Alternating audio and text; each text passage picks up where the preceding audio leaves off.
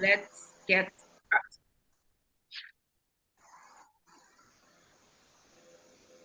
Okay, so let's start from the beginning, failure, because I know some of us hear metabolism, but we aren't always clear on what it actually means. So, can you explain what metabolism really is in simple terms?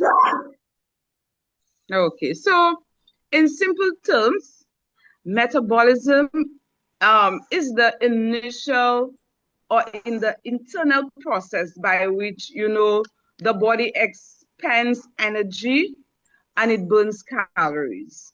So additionally, metabolism, it can be described as the sum of all the chemical reactions that take place within each cell of a living organism. All right.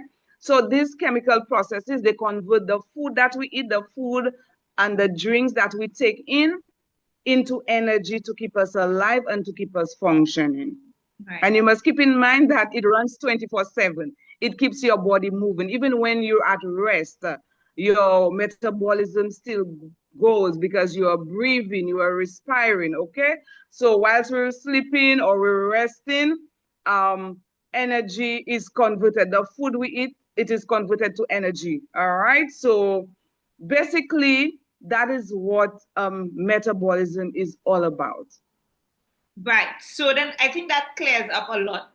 So now I know people have all kinds of ideas about metabolism, from blaming it to weight gain to thinking it's something you're just born with. So let's Mhm. talk about that. What are the biggest misconceptions you think people have about nutrition and metabolism? Okay, so let's look at the nutrients related to metabolism, and sometimes there are some misconceptions. So there's one that I hear of all the time in my experience, like carbs are energy, carbohydrate foods, they're the enemy. All right. I don't know if you've heard that, but Oh, yeah. some people tend to feel that they should not eat any carbohydrates at all. Right. And this is one of the most pervasive nutrition myths that, carbohydrates are bad and should be avoided. But in reality, carbohydrates are a crucial source of energy for our bodies, right? And for our brain. So the primary source or the preferred source of energy for us is carbohydrates, right? When we eat carbohydrate foods, they must be broken down to glucose, right? So it is the type of carbs you consume that matters, Right. right? So you want to choose the whole grains, the fruits, the vegetables, right? And to limit the refined carbohydrates or the sugary snacks and the white bread and the white flour, right? For optimal health. Right. Another myth is fat makes you fat, right? So the belief that eating fat makes you gain weight has been debunked, right? So you have healthy fats, such as those found in like avocado or zaboka, our good avocados in St. Lucia, right? They contain healthy fats, the nuts, olive oil. You have fish that have that are essential for our body's function. So these, yes, we need to include them, right?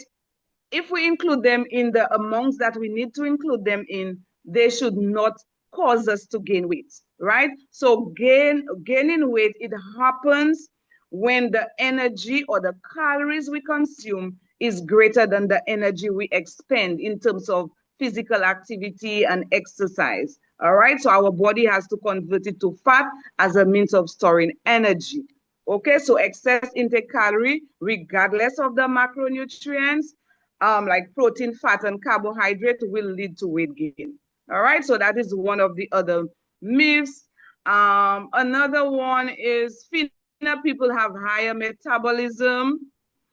People with leaner physique inherently have a faster metabolism, but the reality is metabolism is influenced by various factors, Mhm. right? That includes our genetic makeup, age, our activity level, right? So it is not solely determined by our body weight. Yeah. Yeah. So basically, these are some. There are others like skipping meals. It helps you to lose weight and all of these. Eating late at night leads to weight gain. These are some of the myths that I hear of in my experience in terms of metabolism. Okay, so now that we have I should say, a little solid foundation, so let's go a little deeper. We always hear people say, I have a slow metabolism, or I can eat anything and not gain weight. Let's get into the science behind that because there are some signs that we know of a slow metabolism or fast metabolism. So, what are some of the common signs? Okay, so let's do the slow metabolism first. Okay. So people might have fast, slow, or average metabolism regardless of their body size and composition. So there are some very subtle signs that your metabolism might be slowing down. So for example, you have unexplained weight gain, Mm-hmm. right? You're eating your healthy diet, you're exercising, but yet you're gaining weight. So that might be a sign that your metabolism is slowing down. And you're attempting to lose the weight by consuming nutritious diet and exercising regularly, but you are still gaining the weight, right? So the problem might be you are having a slow metabolism. Another thing is that you're always tired, right? You're always tired without a clear explanation as to why are you tired. All right. So when your metabolism is running slowly, the process of breaking down food into energy will also be moving slow as well. Digestion will be slower as well. Another thing is the thyroid hormones that help to regulate the speed of your metabolism may also be involved in maintaining skin hydration. So you might realize that your skin might be dull, it might be dry. So that might be a connection to the thyroid hormones, right? That actually help to regulate metabolism, like I said, and also it involves in maintaining skin hydration. So if you realize your skin used to be nice and supple and it's becoming dry and brittle, maybe that might be a cause for slow metabolism. Mm-hmm. Additionally, sometimes some persons might crave, all of a sudden you crave certain foods, especially those that are high in sugar, high in fat content, that might be to a slow metabolism. All right. And some studies have even shown that there's a link, right, to that craving of food and metabolic health. All right. So even there are other digestive issues that may point to a slow metabolism as well. So we spoke about the fast, slow one. Now let's look at the common signs of fast metabolism. All right. So you have people that typically in fast metabolism, people might typically require high calorie food intake to maintain their weight, All right. right? In comparison with people with slow metabolism, typically they have a harder time losing weight and require a degree of physical activity. Other issues might be anemia, and sometimes a fast metabolism may not necessarily be a good thing. So sometimes somebody might have anemia, right, which is a medical condition in which your red blood cell count or hemoglobin is less than normal. So Right. persons with anemia may have fast metabolism. Um, Another factor may be difficulty maintaining the desired weight, Mm-hmm. right? Some persons just can't gain weight because of a fast metabolism. Um, there might be frequent bowel and bladder movement. There might be increased weight, irregular menstrual cycle, insomnia, meaning difficulty sleeping. So all these might point to somebody with high metabolism. All right. And also a lower percentage of body fat. So sometimes you may do what we call the body analyzer, where the person's body fat percent, visceral fat, and it is the fat percentage is low. So that might point to a fast metabolism for that person. Yeah. And the thing is, I mean, we know obviously not all metabolisms are created equal, I should say, right? But what really affects Right, right. is it or should I ask how do age and gender and our lifestyle affect our metabolism? Because I mean, we know all of these things have a part to play in metabolism. Mm-hmm. Yes, definitely. So factors like age, your gender, your lifestyle, they do play a role in metabolism. So let us look at age. So metabolism, it naturally slows down as we age. Yeah. All right, unfortunately. But potentially not until the age of, menopause, 50 is in your 50s, in your 60s, right? And research actually theorized that this could be partly due to age-related changes in your body's cells and decreased muscle mass. So a decreased muscle mass can affect your metabolism, and decreased muscle mass can come with aging. Gender, male, female, right? Whether you were assigned male or female at birth can influence the speed of your metabolism due to the differences in your body size, your body composition, the hormonal levels. So, for example, you have females are more likely to experience a slower metabolism as their bodies tend to have more body fat Right. and less muscle mass than males. As it relates to lifestyles, a slow metabolism may result from factors like living a sedentary lifestyle. So you're very inactive, Right. uh-huh, which leads to less calorie burning. So if you are inactive, you will burn less calories. Another factor is not getting enough sleep. That is important, which, not getting enough sleep, it can disrupt the levels of the hormones that regulate metabolism. All right. So experiencing chronic sleep, which is insomnia, it can help to trigger your body to release hormones that causes your metabolism to slow down. All right. So as it relates to these factors, these are the ways that metabolism can be related to your age, your gender, and your lifestyle. All right, so then let's move on to one of my favorite parts, food. Because if we can get to eat to support our metabolism, then we want to know how, right? So, can certain foods actually boost your metabolism failure? If Yeah. so, which ones? Hmm. Well, definitely.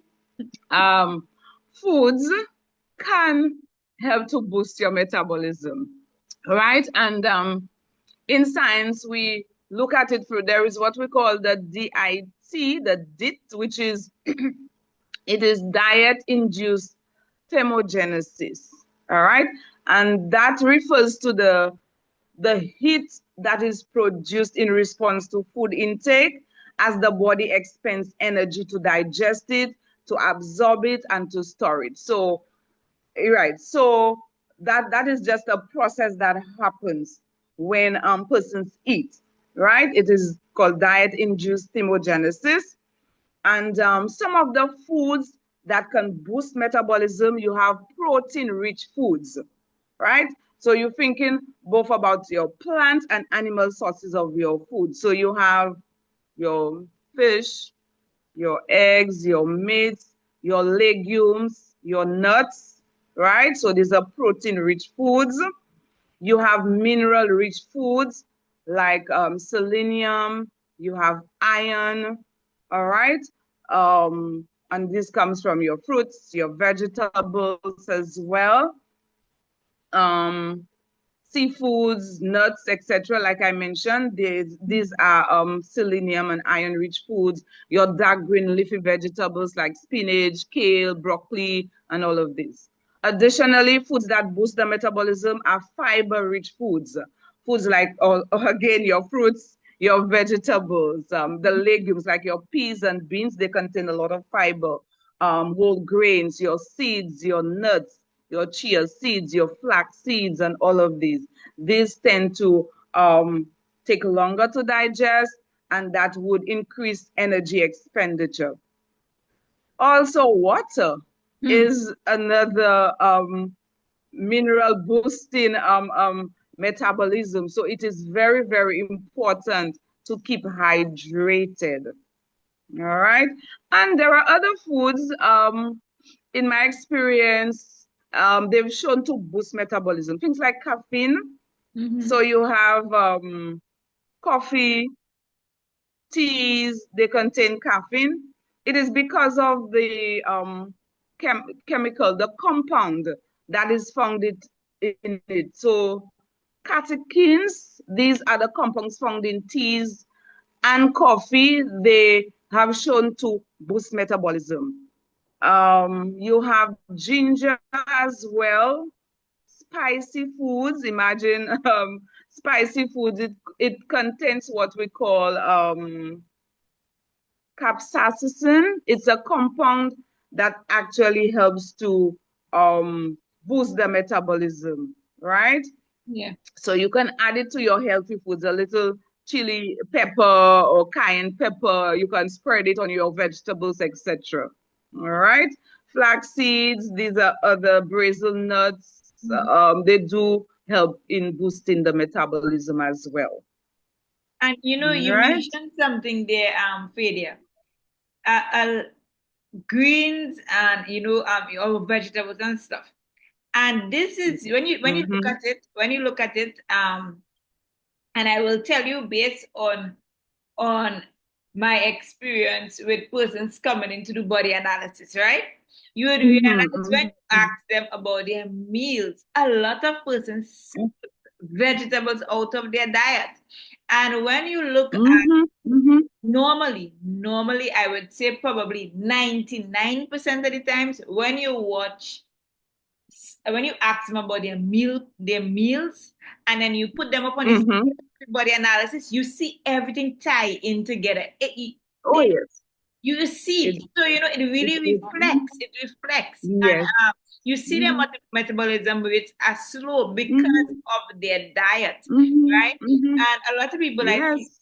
they of the Mm-hmm. opinion, most people I hear, they don't want to have too much protein because they think they'll get bulk, right? So Yeah, but people think, they associate protein with a lot of muscle building, right? And not mm-hmm. with boosting of metabolism. And some persons also think that if you don't eat meat, then you know you don't have sufficient protein, which is really, really, I mean, I recall for myself, when I was not eating meat, my protein levels were higher than actually when I was consuming meat.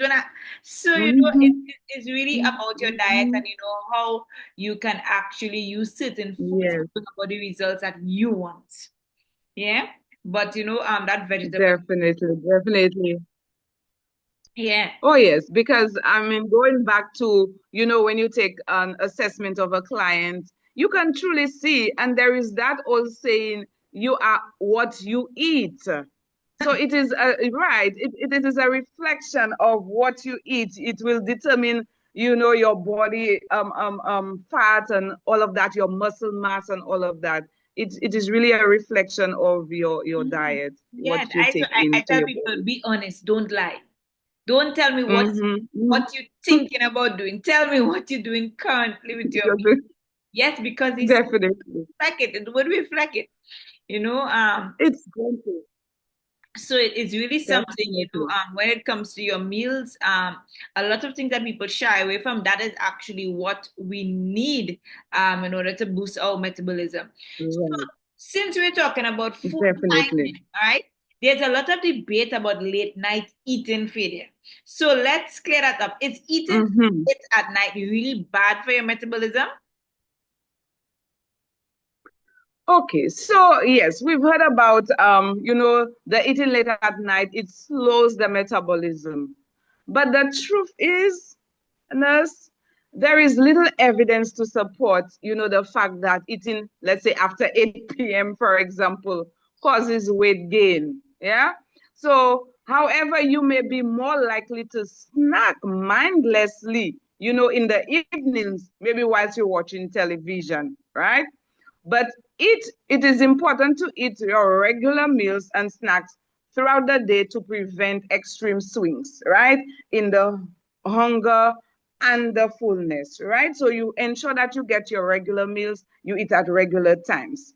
So if you're eating later in the evening, you do so mindfully and you put Right. away the snacks when you're satisfied. So for example, let's say, okay, so you have persons like nurses that work in the night. I get security officers that work at night. So, I mean, there's a period of time they have to have their evening meal. They have to have their food, right? So it really is, um, and also too is how soon after you eat Sleep. that you go and sleep, Mhm. right? Do you allow time for, digestion to take place? Okay, so all of these factors are important. So it isn't really like there is not concrete evidence to say Right. yes that eating late at night um boosts, slows the metabolism. Yeah. Because for me, I don't know, it is really a habit. I always end my night with a fruit or some nuts. Hmm. And and I have not seen myself to be gaining weight per se. Hmm. All right, because I read one time that eating, some nice almonds or cashew, it actually helps you to relax and to Yes. sleep The well. melatonin. So Mhm. yeah, the You see, melatonin, yes, very well, yes, yes. So so you see, so that's another thing that we have to look at.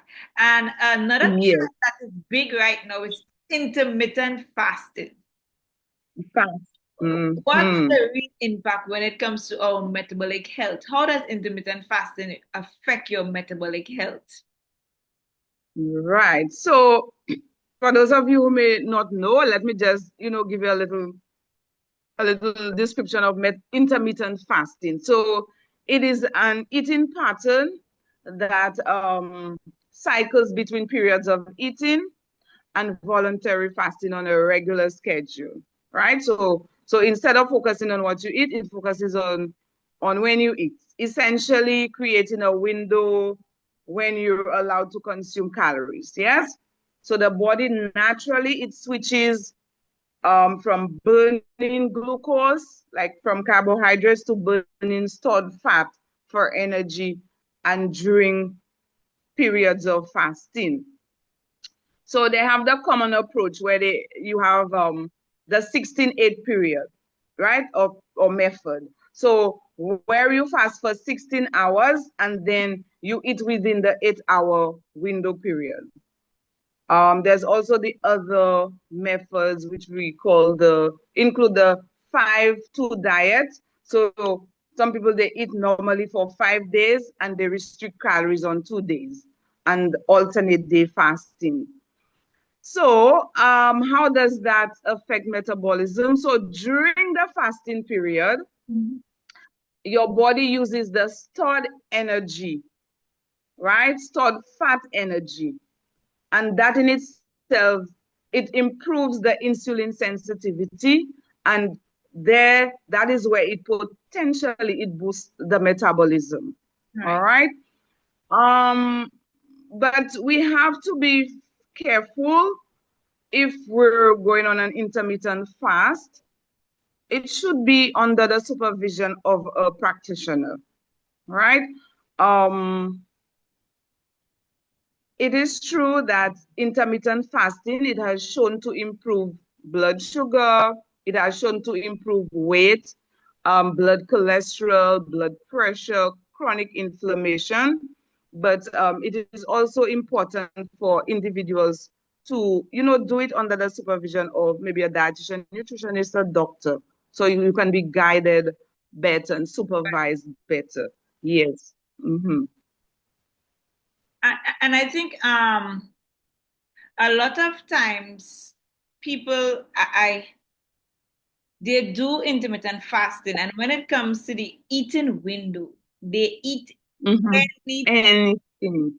you know, Yeah, because that's the other that's thing. your window to eat. And I mean, technically you It's, defeated the purpose you're doing intermittent fasting for, because if you want to do weight loss, because a lot of times that's what they do the intermittent fasting for, then you have to pay specific attention on what you put into your diet during that 8 hours, because yeah. you have to be mindful that you know during your fasting period, this is where the body going Mhm. to be using up all those energy Right, from the good foods. I mean, we would want to be eating right. healthy food that you would want to be feeding your body. So, you know, a lot of times, Definitely. yeah, so when people getting into intermittent fasting, they really have to know what they should What? eat during that period. Mhm. Yeah. Right, definitely, definitely. Yes, yes, definitely. So we'll zoom in now to the nutrition side even more, because we hear a lot about proteins, carbs, fats, but how do they Hmm. really interact with our metabolism? So, like, what role do our macronutrients, which is the protein, the carbs, the fats, what role do they play in metabolism? Right. So macronutrients like our carbohydrate, protein, and fat, they play a crucial role in metabolism by providing the body with, the building blocks and energy that it needs to function properly. All right, so you have they are the primary components of food, and that include, like I said, the carbohydrate, fats or lipids, and the protein. So these nutrients, they are metabolized into smaller units like amino acids that comes from the breakdown of protein. You have the fatty acids that come from the fat, and you have, of course, sugar or glucose from the breakdown of carbohydrates. So after which then these foods, they are used for energy production, tissue repair, and various bodily functions. So these are our primary or our macronutrients that actually help to um, break the food we eat. It is broken down into smaller units Right. so that it can be used for energy. Yeah. So Yeah. they play critical role. And Yeah. you spoke about water before, all right? And this is something Mm-hmm. I think I want to say it's so simple, but yet we overlook it. So how does Mm-hmm. staying hydrated fit into the metabolism picture? So how important is hydration in metabolic function, I should ask? Right. So adequate hydration, it is very crucial in supporting a healthy metabolism. So you have water plays a vital role in various metabolic processes, right? So for digestion and so on. And that also includes energy production.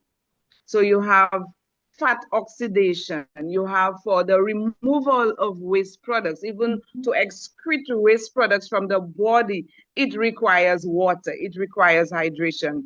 So drinking water can temporarily increase metabolic rate through a process we call water-induced thermogenesis, just like we had protein or diet-induced thermogenesis, we have water. Water can have that same effect on the body as well. All right, so that is where the body, it expends energy to warm the ingested water to body temperature. All right, so water is the key component, like I said, of many metabolic reactions. So it includes the breaking down of protein, fats, and energy. So it is very important for us to keep hydrated throughout the day. Right. And our water intake is related to our caloric intake as well. All right, so the number of calories we take in would be dependent on how much water we take in, and plus our activity level and other factors Right. as well. And especially when people looking at weight loss, they need to increase their Oh, yes. water level. Mm-hmm. Oh, yeah, the weight management. I mean, while it is not primarily weight loss strategy, but adequate hydration may actually help to contribute to weight management by boosting metabolism, increasing satiety, and promoting fat oxidation. And even when you drink water, it actually suppresses hunger. Sometimes we may think that we're hungry, but in Mhm. actually we might just be thirsty and Yes. we need to drink water. That's true. That's Yes, so true. yes. And we don't Mhm. go to water first when we are hungry to see if that's what Exactly. our body requires, because our body really give us hints on when. The single, Yeah. definitely, definitely. Sometimes we And misread these hints. yes, and we also must keep in mind too that when we do not keep hydrated or we are dehydrated, that can actually slow our metabolic processes, Yeah. right? Because if the opposite can, we keep hydrated can boost it, then being hydrated can actually slow the metabolic processes, and it can also hinder the body's ability to, Mhm. effectively utilize or use Yeah. nutrients. Because Yeah. when you think about it, then looking back at the results from body analysis, you would see that persons whose Mm-hmm. water levels are low, more than likely their Mm-hmm. metabolism is slow, right? Yes, So it definitely, really links, definitely. everything links together. Mm, definitely, You really have to definitely. have a balance. And then also those Mm-hmm. persons, when you ask about bowel movements, some persons, Mm-hmm. they don't have daily bowel They movements. do not have. Mm-hmm. Mm-hmm. So, Very true. and then all of these things plays an important role when it comes to your weight loss journey, because these things is weight. That's excess weight. Yes, We, no excess weight, definitely. so So it doesn't even give you a true picture of what your actual weight is because you are so bulk up. Yeah. so it's really, Mm-hmm. everything really ties in together. Yes, That is why we really have to pay a really important. I tell people it's but the best thing is to know what your body levels are, so you know how to work yes, along your goals, right? definitely. So speaking about essentials, let's talk about vitamins and minerals. Are there specific ones that really make a difference? So like any specific vitamins or minerals that supports metabolism? Mm-hmm. Well, definitely. I mean, the from the food we eat, I mean, they actually contain vitamins and minerals, right? So there are some vitamins and minerals that may help to keep metabolism working effectively, right? Um, but while supplements, they can help, but the whole foods are the best sources of vitamins and minerals. So you have several vitamins like vitamin B, you have vitamin D, you have magnesium, selenium, zinc, omega-3 fatty acids. These are very, very essential vitamins and minerals that actually help to keep your metabolism functioning effectively. Yeah. So when we speak about vitamin B, you food sources would include your lean meats, your whole grains. That includes your barley, your rice, eggs. You have fruits like bananas, apples, grapes, watermelons, your nuts, your seeds, etc. Um, you have vitamin B12 that present only in animal products, and you have vegetarians, they can take in supplements, vitamin B12 supplements. There are cereals and other foods that may be fortified with vitamin B12. All right. All right. When we speak about vitamin D, of course, we have the sun that we get vitamin D from. And of course, the liver has to convert it into the form that our body needs it Right. to function properly. But you also have some food or dietary sources like egg yolks, you have fatty fish like the salmon, the mackerel, the sardines, you have beef liver, you have the fortified plant-based milk. They do contain vitamin D, fortified breakfast cereals, etc. Sometimes of mushrooms and so on. They contain vitamin D. All right. Yeah. Yes. So, Calcium also is very important as well. You have your yogurt, your milk, your fortified cereals. Mm. Do you think that I mean there are supplements that you can use to boost your Okay. so what do you think about the metabolism boosting supplements? Okay. So, yes. So, like I said, remember there are the whole foods, but of Right. course, we also have the metabolism boosting supplements. You remember?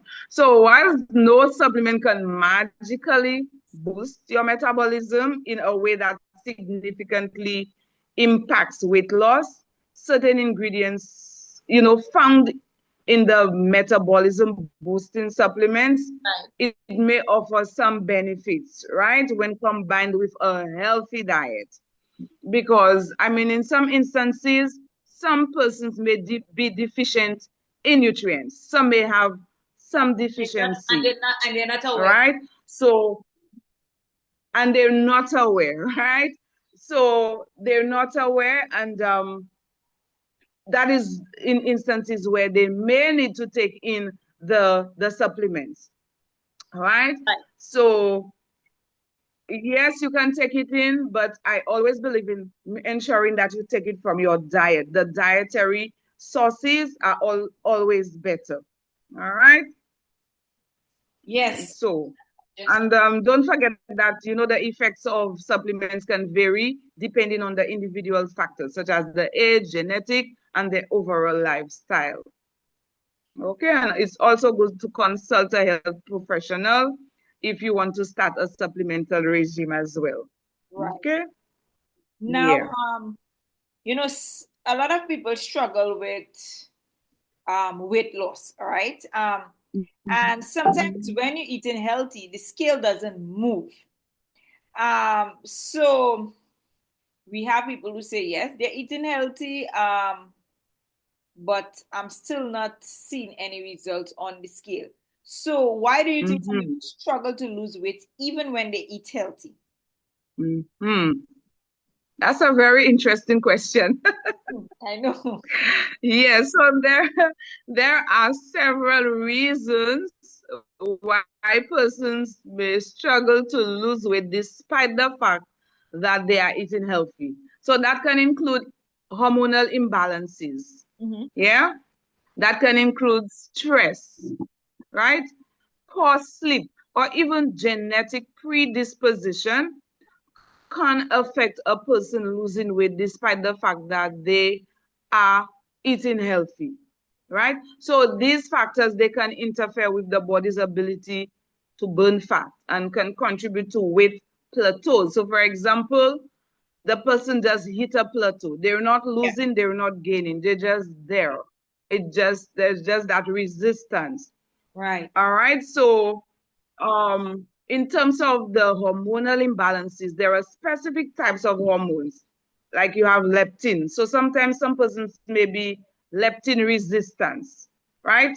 So that's the fat cells that produce the leptin, a hormone that signals fullness. So that in itself, it doesn't work properly. You have the ghrelin, that is another hormone that stimulates hunger, right?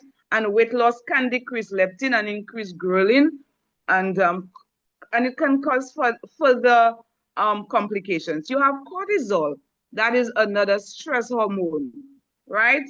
It can shift the metabolism to store fat. So all of these factors can actually help. What would I say? The question as it speaks to, So, even though you're eating healthy, these factors can actually hinder the fat weight journey, the weight loss journey. yeah, the plateau All stage. right. Yeah. Yeah. And I think Yeah, it can plateau. Yes. also when it comes to weight loss, people have to realize that, yes, it's 80% nutrition, but you have the 20% exercise, right? And sometimes we need Exercise. to probably move away from the exercise that we're doing and probably try intense activity exercise. Mm-hmm. Um, True. so in that way, they see if it is that their body was getting accustomed to, that form of exercise that you were doing, etc. So, Mm-hmm. I think yeah, it we have it have a lot to be to actually go into when in regards to that.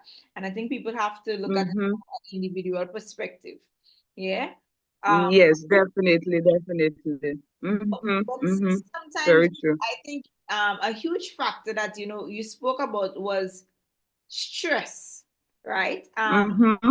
And we Mm-hmm. know, I mean, we live in a stressful environment, that's the truth, right? But how Mm-hmm. does it It really is, mess it with our is, yeah. metabolism and our eating habits? How does stress impact our metabolism, and sometimes, I mean, the food choices? Right. Right. So you have both acute and you have chronic stress, right? So acute is just onset right away, but there's chronic stress. Some persons, they have what we call the chronic stress, and that can significantly impact metabolism, right? And it can potentially lead to weight gain, weight loss, depending on the duration and the intensity of the stress. So, what is actually causing the stress, right? And chronic stress is particularly associated with disrupted energy metabolism and its altered adipose tissue function. All right, so stress can disrupt hormonal balance, it can increase appetite, it can make it harder to adhere to a healthy diet and exercise plan. So you find that some persons, when they are under stress, they tend to crave foods, especially foods that are high in sugar. Yeah. Now, consuming a lot of high I'm sugary restoring. foods, right? The comfort food, right? Some persons, when they are stressed, they tend to lean to comfort foods. And these foods are high in sugar, high in sodium, high in fat. That in itself can lend itself to weight gain. All right. And of course, remember I spoke about the cortisol. So prolonged exposure to stress, I mean, can you know, elevate the cortisol levels, right? That can lead to weight gain. And of course, we spoke about the stress that can increase the cravings for high fat, high sugar foods and further contribute to the weight gain as well. Right. All right. So that is the connection between metabolism and stress. So a lot of women wonder how things shift after having a baby and also during menopause. How Mm-hmm. does your metabolism change postpartum or during menopause? Because a lot of the times this is where you have persons with issues arising because your metabolism slows, or some, I mean, Mm-hmm. it all depends. So Yeah. what tell me in regard to that? Yes. So, I mean, generally, postpartum, after persons have had a baby, it generally tends to slow down metabolism compared to the accelerated metabolism during pregnancy, Yeah. right? So this slowdown, along with potential insulin resistance, it can contribute to postpartum weight retention, difficulty losing the baby weight. All right. So Mhm. you have the metabolic changes are linked to hormonal fluctuations. You have sleep quality. You have breastfeeding. So there are a number of factors that can actually contribute to the slowing down of metabolism postpartum. And I think All right. And the body probably wants to focus on giving the baby, not on weight loss, but on feeding that baby that you have there, you know? feeding that baby. Right, right. Lactation and breastfeeding. So that is where the concentration is. That is where the focus is at this point in time. Yes. So, and remember that breastfeeding, it can increase energy expenditure and it can potentially, I mean, in some instances, it can actually help with weight loss to some extent, right? So if a mother exclusively breastfeeds, and I experienced that, I went back to my pre-pregnant weight because I exclusively breastfed my children. Yeah, so there can be a plus. So all is not lost for persons who've had babies and struggling. But then what my encouragement is to, if you can exclusively breastfeed that baby, Mm-hmm. right? So that you can return to your pre-pregnant weight at a very fast rate. All right. Yes. So remember also to the hormonal changes. So the hormonal shift that can occur during pregnancy and postpartum, particularly the drop in estrogen and progesterone after delivery, it can affect metabolism as well. All right. And Yes. And I spoke of the lack